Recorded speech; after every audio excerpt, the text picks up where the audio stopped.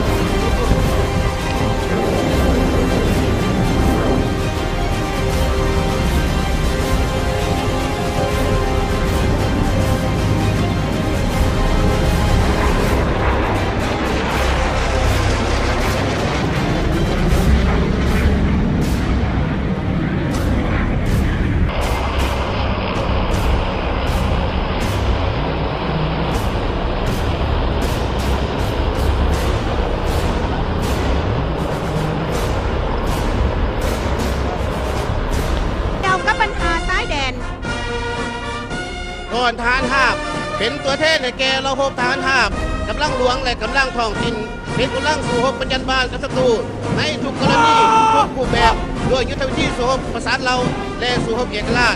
เป็นกำลังต้นต่อประสานเราหบอื่นสู่หบต้านจักรพรรดิภูมิฮั่นและลูกแดนมือขายศาสตร์ของมันให้ปราศัยลงยางหาบข้าม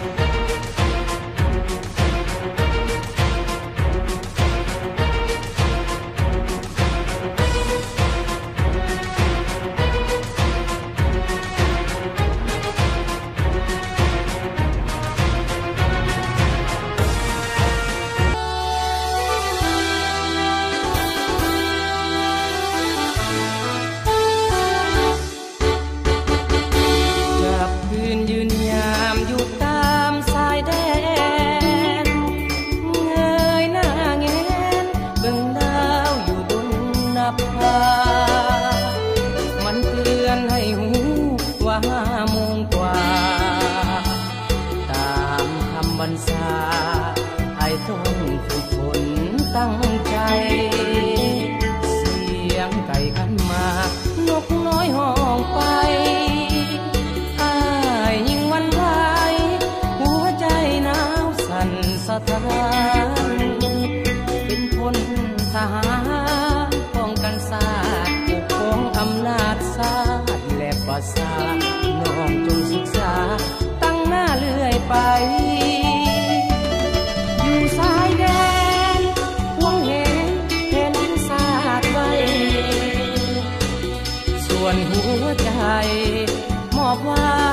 ให้น้องน้องอยู่แนวหลังจงสร้างผลงานคอยสายคิดถึงมิ่งขวัญยามใดอ่านจดหมายที่น้องส่งมาหมดกำหนดไว้อ้ายจะคืนมาน้องจบศึกษาอ้ายกลับมาผลงานก็ลาจะมาสู่ขอไว้ก่อนถ้าหากงามงอนโทษเหยียดสายโปรดจงเห็นใจทหารสายแดน